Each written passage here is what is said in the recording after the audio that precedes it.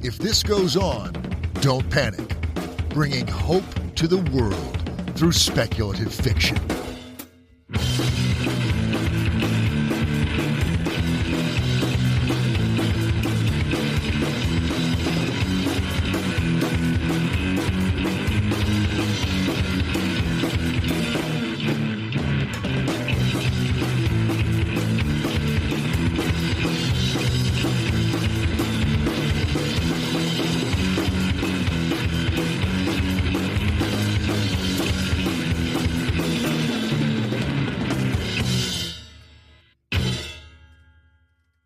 Hey all, this is Alan. Welcome to another episode of our Solarpunk column.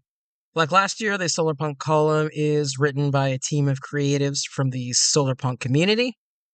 If you are interested in Solarpunk and want to learn more, you can look back to a number of our interviews in which we talk with important people in that community, including Andrew Dana Hudson, Sim Kern, Rem Wigmore, Francesco Verso, and the editors of Solarpunk magazine, Justine Norton-Kurtzen, and Brie Castagnazzi. You can also check out last year's columns covering urbanism, anarchism, and prefigurative politics, and why Susan K. Quinn thinks we need to solarpunk everything. You can also check out Navarre's work on our podcast, including his column from last year, and his book review column, Book Navigator, in which he tends to focus on hope punk and solarpunk books. You can also check out this year's first Solarpunk column with Navarre, discussing children in Solarpunk. Today, we have Susan K. Quinn's column called How to Solarpunk in a Lonely World.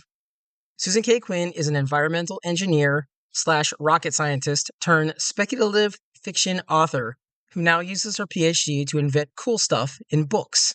Her works range from hope punk climate fiction to futuristic spec fic, with side trips into cyberpunk and steampunk romance.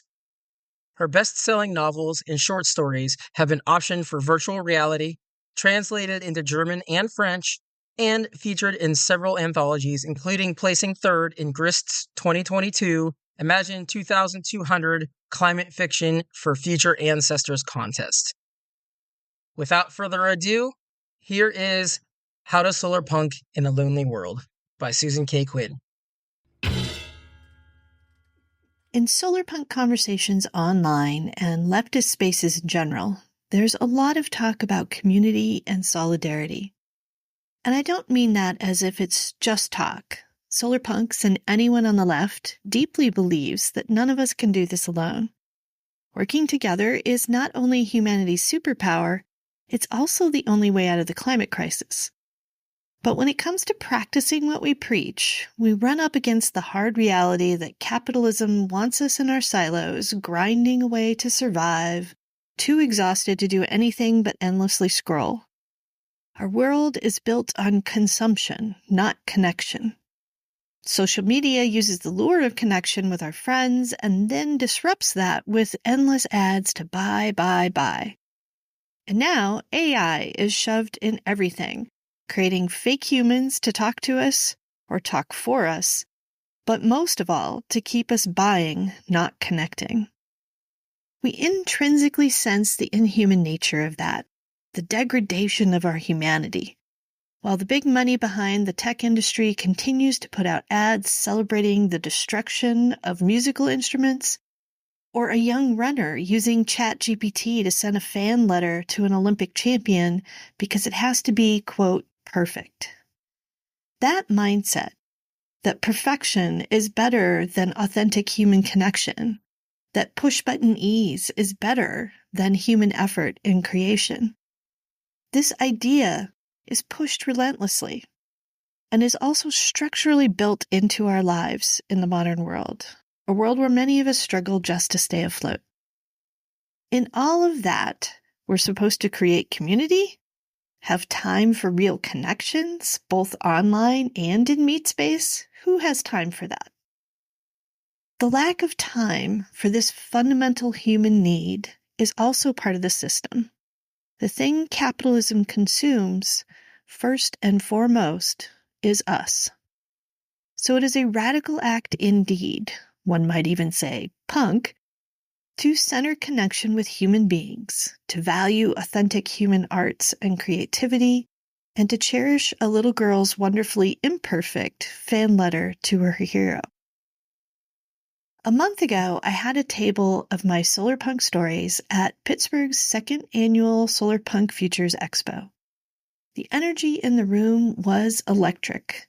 Activists and nonprofits, vendors of Solarpunk music, art, and books, all kinds of people who love the earth and yearn to live sustainably on it. Books were sold, music was made, and petitions were signed, but it was the conversations that held all the magic. For once, we were in a room where everyone was excited about and working on the activism we were all so passionate about. About a dozen people left their email with me, ostensibly to sign up for my newsletter about Solarpunk stories, but I quickly realized the opportunity to continue the magic of the expo, so I organized a meetup, calling it the Solarpunk Stories and Social Meetup. I intentionally included the word social because I wanted to create a space where we could simply hang out, share a meal or a drink, have a conversation, get to know one another. I intentionally held it at Vellum, the same venue as the expo. But more importantly, Vellum was a third space. Open to the public, you didn't have to spend money to be there. You could just come and hang out, rain or shine, on the outdoor covered deck that was COVID-friendly for an in-person meetup. I had no idea if anyone would come. But not only did folks from my list show up, but others from the expo organizers, local activists, and even some folks who simply found us on Meetup. We introduced ourselves, discussed the short story I had shared, and then I asked them, what are you looking for in a group like this? What can the group do for you? I told them, I'm driving the bus, but I need all of you to tell me where you want to go. They seemed surprised by the question, but I was not disappointed by the answers. They wanted blueprints for a solarpunk world. They wanted to meet people, connect, and play. They wanted to know about local actions and exchange food and organize projects. All the things that, quote, community does. We have a Discord now to keep in touch, and another meetup coming up next month. I have no idea where this bus is going, but I'm determined to create the space for it and see what happens. It's the spaces we need.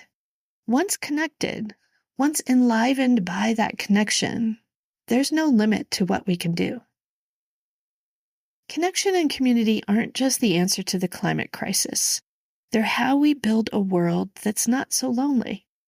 Like a murmuration of starlings swooping and swirling in the air, we humans were never meant to fly alone. We are meant to do great things together. It's not easy.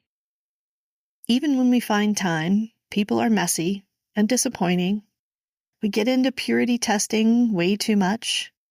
We're all imperfect souls trapped in the same system, trying to change our little corner, pulling on our small threads, trying to unravel the capitalistic hellscape and build something better.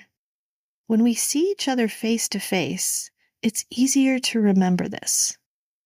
Taking a minute to rest, to connect, to meet up, is a radical rebuttal of the trap we're all in. Which brings me to climate cafes and resilience hubs. In the years ahead, the climate crisis will worsen, and disasters will be more frequent. We're already seeing emergency cooling centers set up in cities when a heat dome strikes, but people aren't using them. They're not used to gathering in these spaces. They often can't get there and don't know where else to go. And the most vulnerable and the most isolated end up dying in their homes. Isolation is literally death in a world beset with crisis. Resilience hubs are a different approach.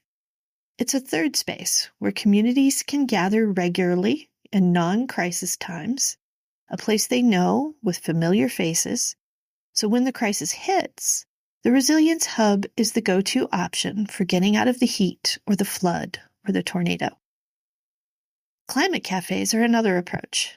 These are almost like clubs of like-minded folks, much like my Solarpunk meetup. An informal way to connect and build community, something outside of and a rejection of the normal grind of capitalism.